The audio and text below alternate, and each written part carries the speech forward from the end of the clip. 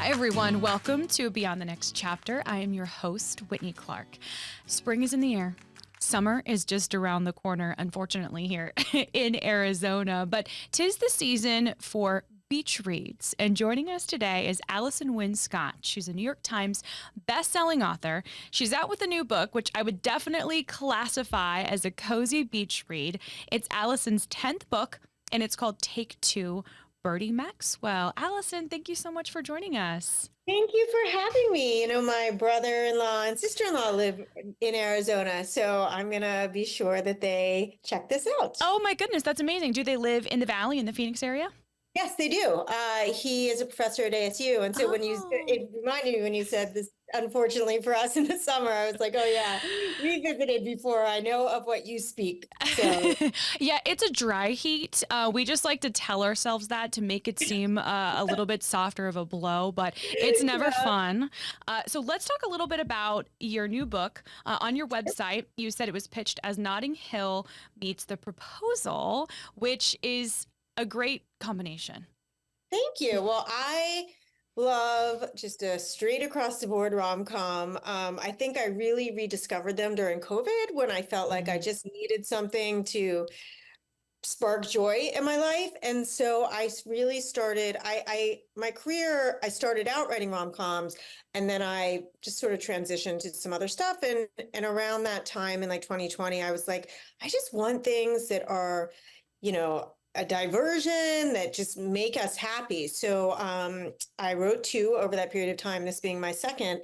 And yeah, I love a celebrity rom-com. I really love a second chance rom-com. So this was sort of my mashup of the two of them. And I think Notting Hill is probably my favorite rom-com of all time.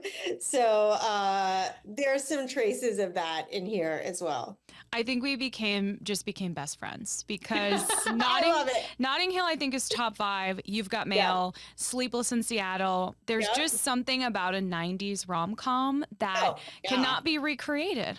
No, and unfortunately, they haven't even tried very much. We're starting to see sort of the comeback of the rom-com. They always say like it's coming back, but there was a real graveyard of rom-coms for many, many years. And I think maybe that's why we're seeing so many flourish in the book world, because we just have not seen great ones on screen. So, so I'm just happy to have contributed. And, I always say to people look, the expectation of this book is just there to make you smile and bring joy. And I think there's just a lot of value in that these days. So I'm happy to lean into that aspect of it.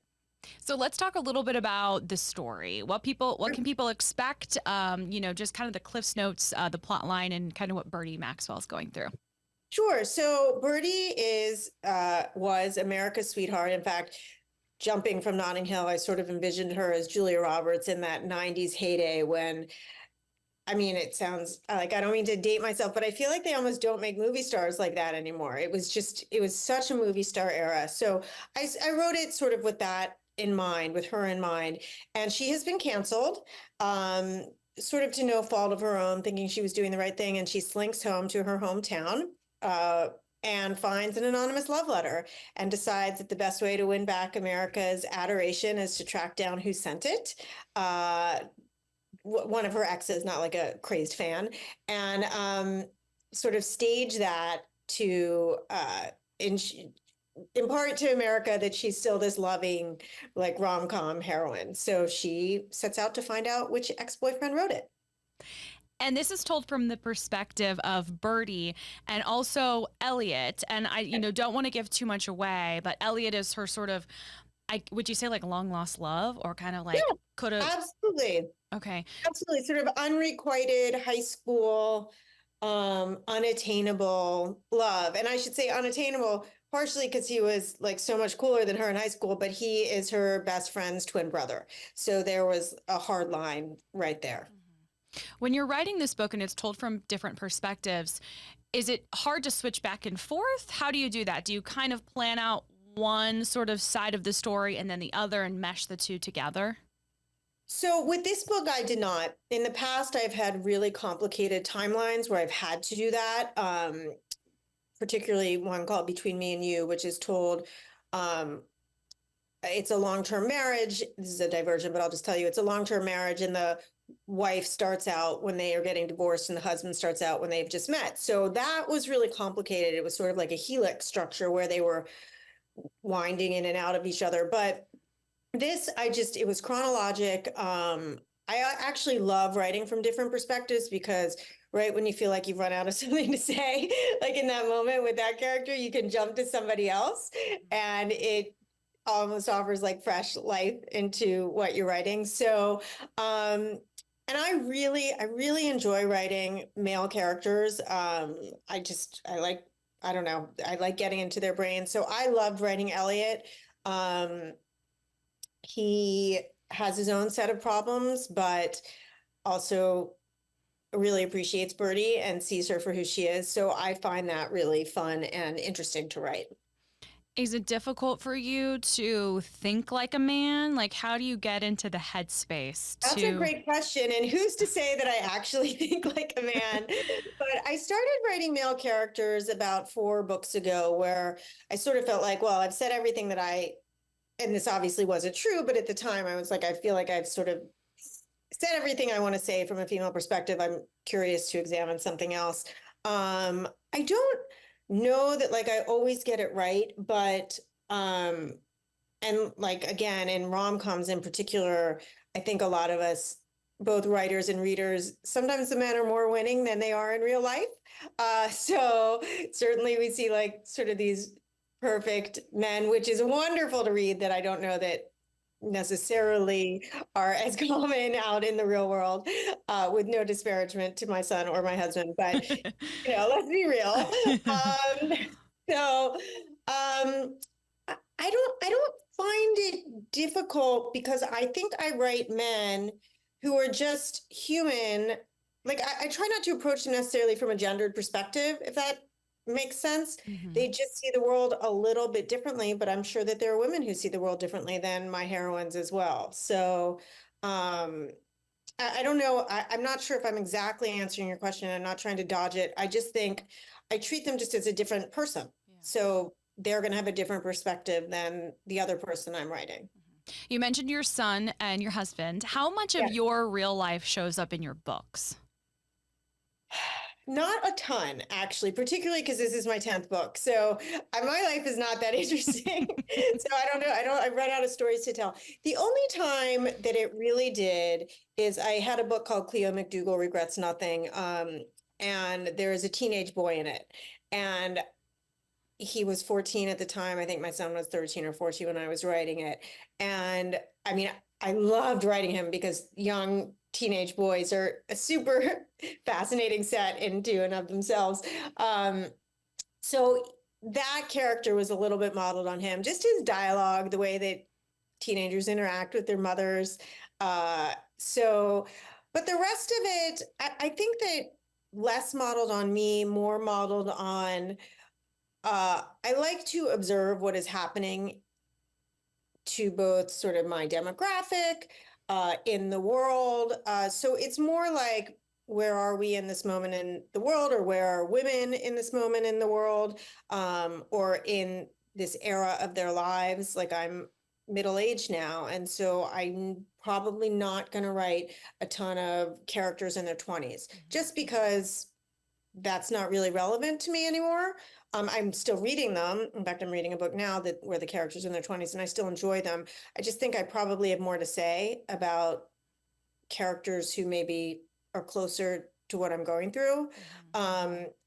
So not necessarily drawn from my life, but more from observing life around me. Okay. Yeah. Speaking of observing, I see you have a poster behind you that's a typewriter. Where do you do your writing? Is there like a special place in your house? Do you go to like a coffee shop? I usually do it right in this room that I'm in. I have this white couch behind me that's filthy right now because one of my dogs curls up on the couch with me while I'm writing. Like he sees me take my computer in here and he races in and hops on. So I do it on the couch for ergonomic reasons because I used to huddle over my desk and I completely screwed up my neck. So that's I've always written from home. I have two kids. They are totally, well, one's at college now, but I have been writing since they were babies, and so they're used to me closing my door and being like, I got a crank. And yeah, so and like during COVID when we were all home, I got booted and I was writing from like my kitchen island. That was a whole thing. But yeah, so in here, having done it this long, I can write with a lot of distractions and noise and chaos and children, but I really prefer to just hunker down in this like under my this behind me, this painting is we bought it when I sold my first book like 20 years ago. So Cool. that is the reminder. Cool. I also Yeah. just like sat up a little bit straighter when you were I just know, talking right? about that. I'm like, Well, I need my neck. you have excellent Yeah, posture, but thanks. We try. It's yeah, hard. I feel like I do, but there's something about, I mean, they have all these studies where like you're hunched over a laptop, and I was just having for years and years excruciating shoulder pain. So now I Mm, lean back and it works. comfortable. So And yeah. everything is better with a pet and a dog anyway. So, Oh yeah. yeah. Well, we have one who is complicated. We have two dogs, and one is great, one is wonderful, but a real pain in the butt. But Oh. that's yeah. So let's talk a little bit about the character Birdie. She's under a lot of criticism. Truly, she's under a microscope Yeah. as America's sweetheart who kind of Mhm. has this sort of freak out on a set. Why was it important for you to portray a woman who was feeling a lot of pressure or was facing a lot of criticism, a lot of it kind of uncalled for, I would say, in Right. certain instances?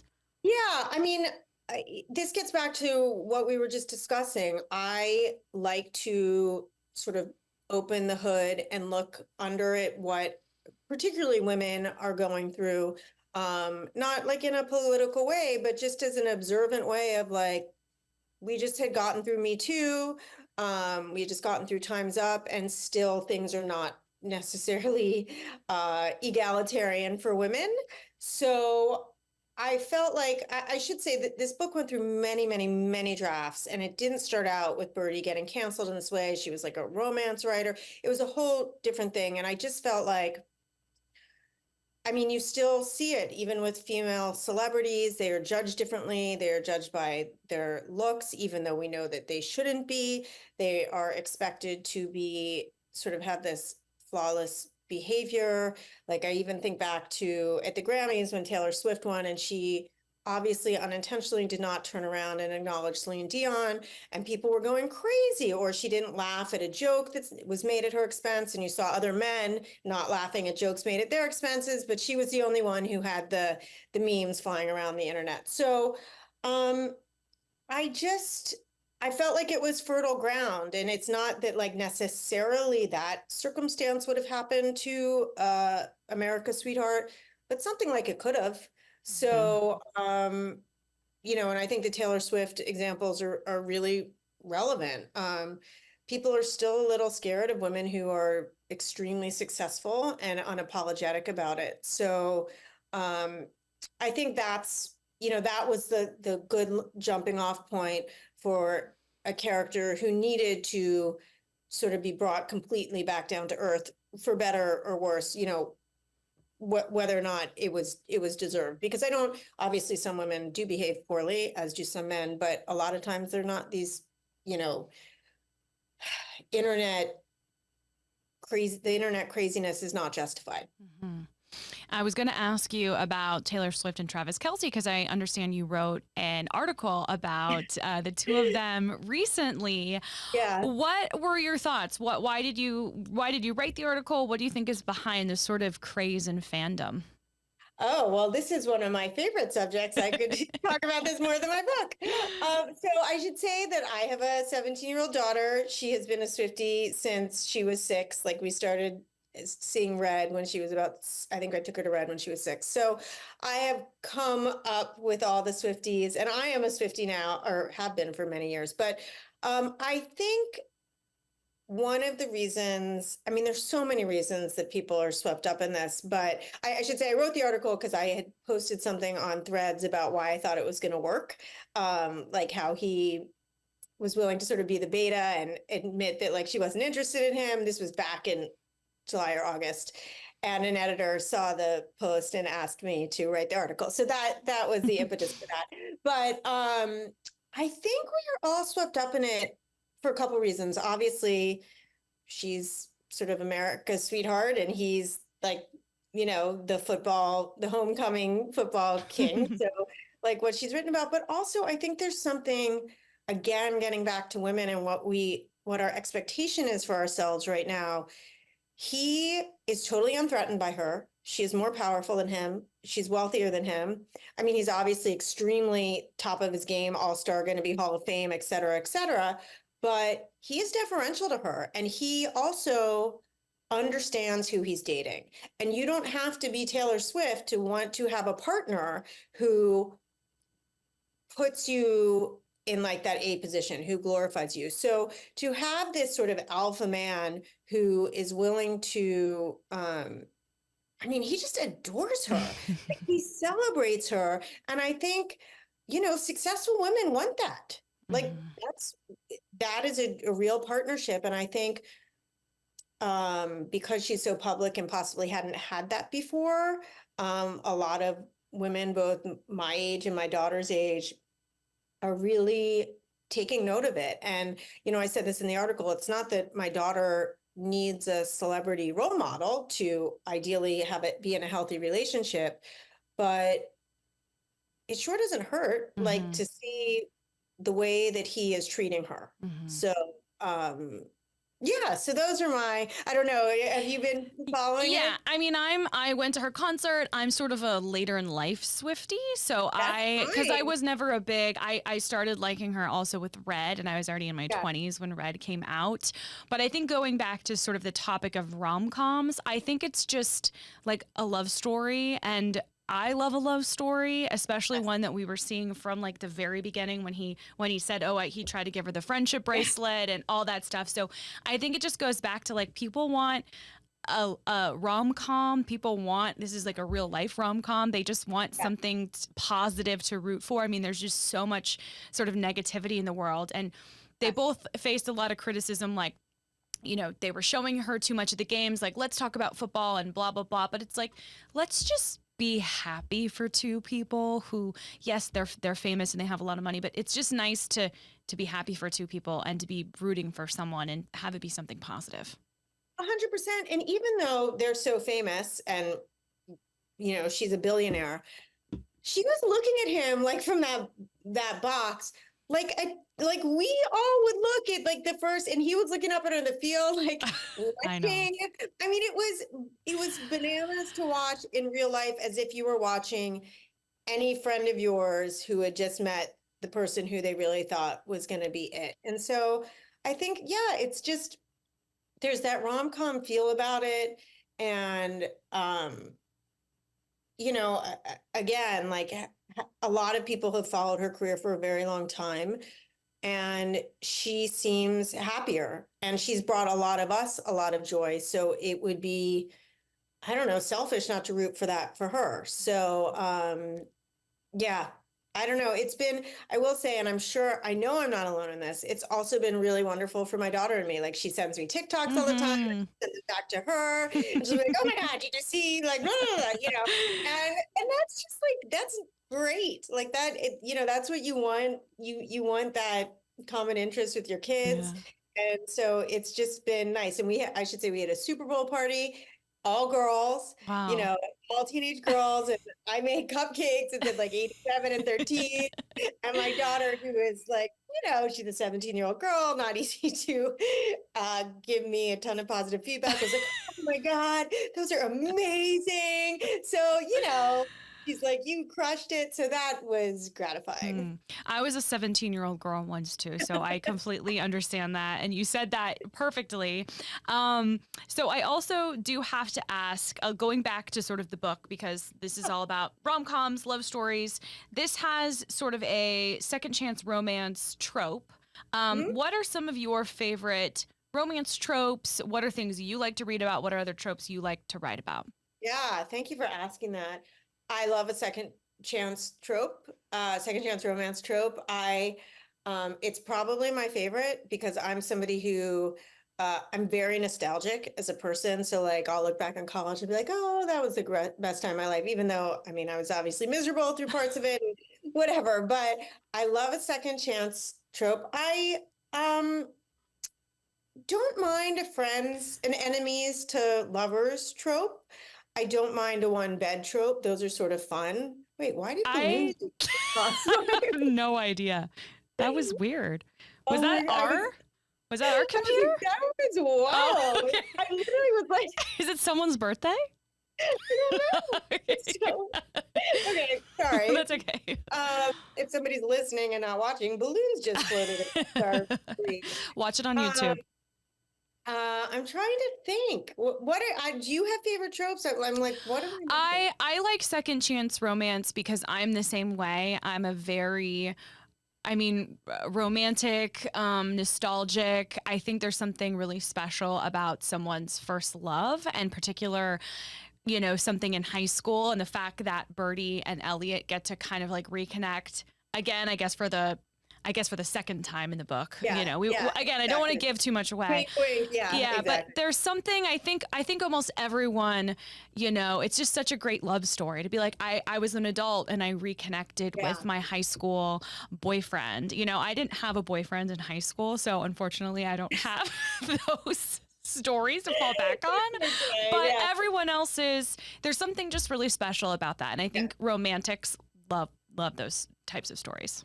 yeah. I agree. I mean, I'm trying to think. I just read, I don't know if you'll have her on, but I just read Annabelle Monaghan's new one Mm. that's out this summer, called Summer Romance. And I'm trying to think of what the tropes were. It was easily going to be the best rom-com I've read all year. Oh. So I highly recommend that to everybody.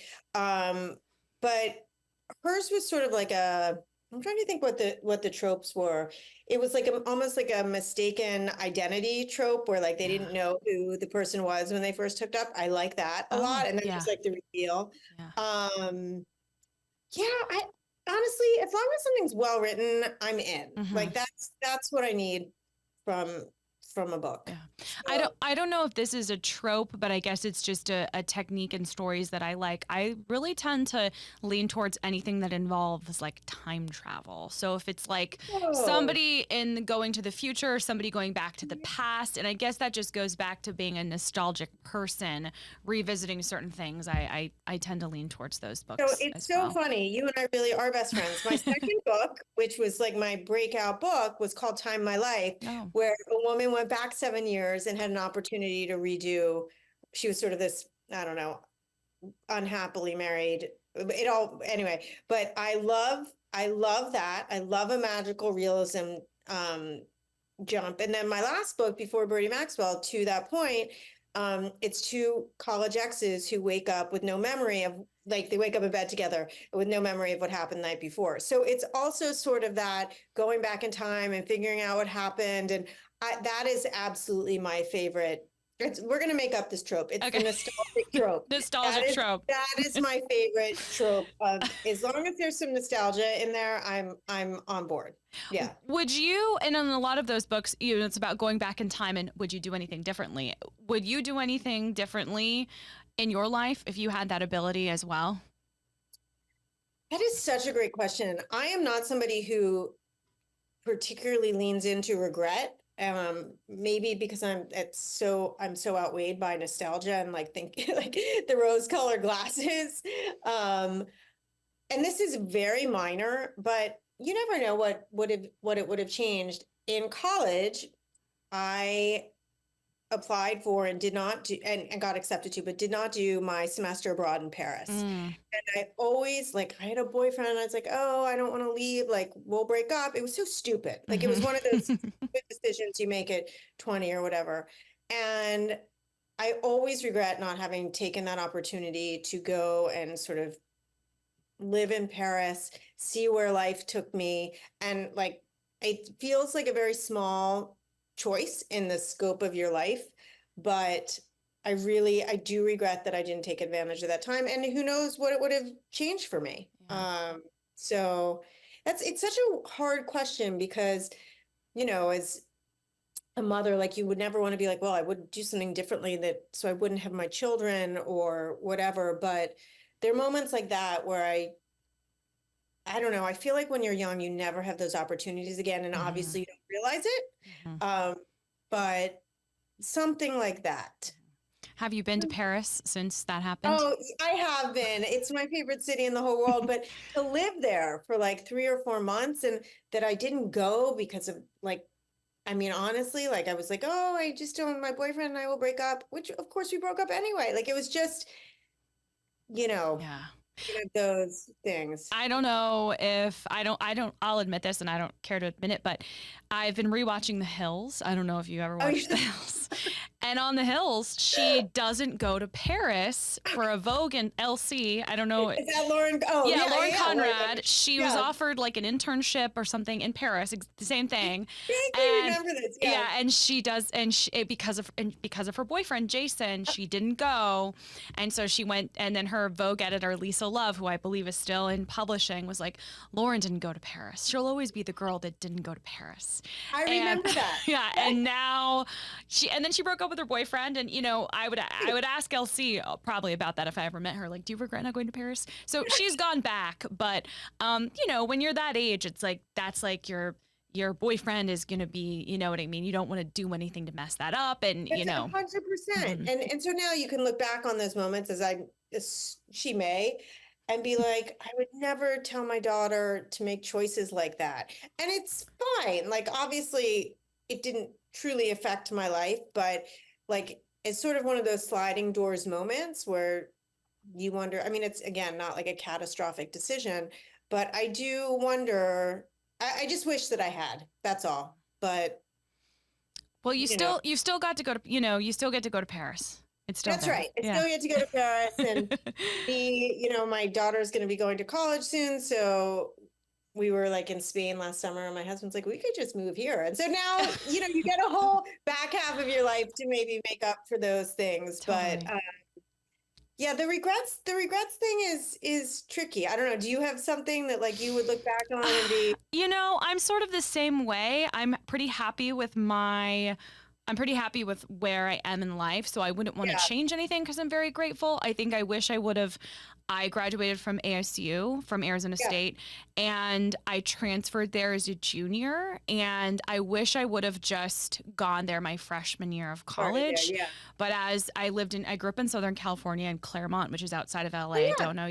So I grew up there. My family wanted me to go to a state school because it was cheaper. So that was sort of what I did when really I was interested in journalism, and ASU has such a good journalism school. So I don't know how much that would have changed my trajectory anyway.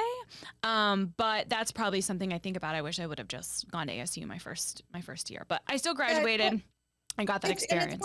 It's one of those things where it's sort of like careful what you wish for. Like in a movie, like if you undo one thing, who knows what else unravels. And I would never not want to have my children. So, you know, if I had done that and maybe hadn't then met my husband in New York and I wouldn't have my kid, like, who knows? I mean, that's sliding doors. Yeah. So, which is also a good movie.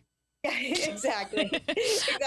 So, so I will say, speaking of sort of my career and journalism career, I lived in Medford, Oregon for 4 years. So when I read Medford, oh no, did I get stuff wrong? No, I just about dropped my Kindle because I was like, oh my gosh, it's not every day.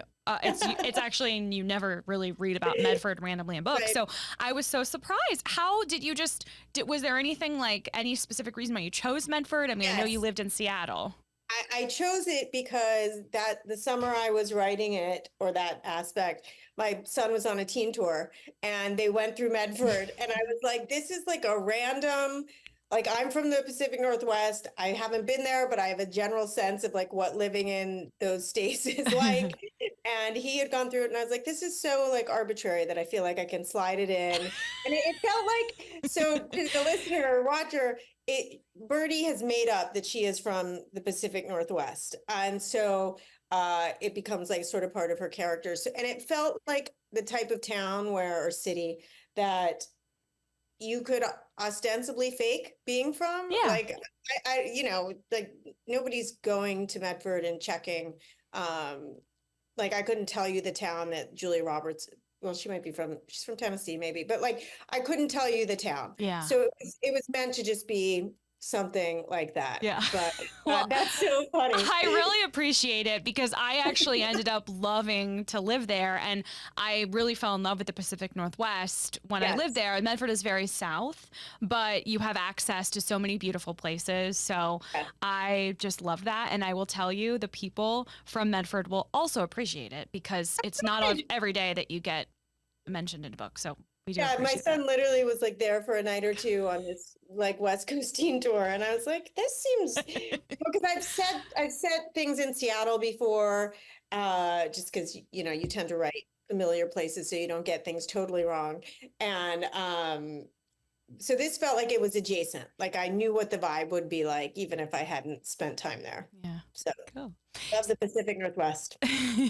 Especially in the summer.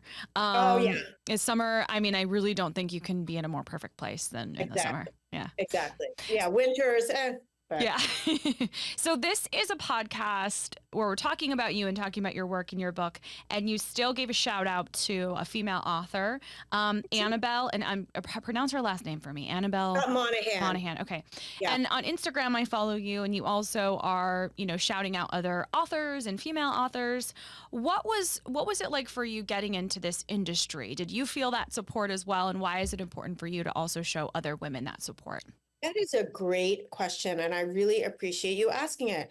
So again, this is my 10th book, so I've been doing this for almost 20 years. So first of all, the industry was very different, but I did feel very supported. I remember at the time with my debut sending out blurbs and being absolutely, or the manuscript for blurbs, terrified of other authors, thinking like they were famous, intimidating, I mean, and it blows my mind that anybody could even perceive that of any author now, just because so many of us are friends. And I got amazing blurbs out of the gate from some very prominent authors like Jen Lancaster, Claire Cook. I can't even, I don't want to leave people out. I'm like looking for the book, but just immediate support there. And it doesn't even occur to me now. I feel like now I have a platform to lift up other authors who certainly are earlier in the career, who, might be authors of color who don't have the same,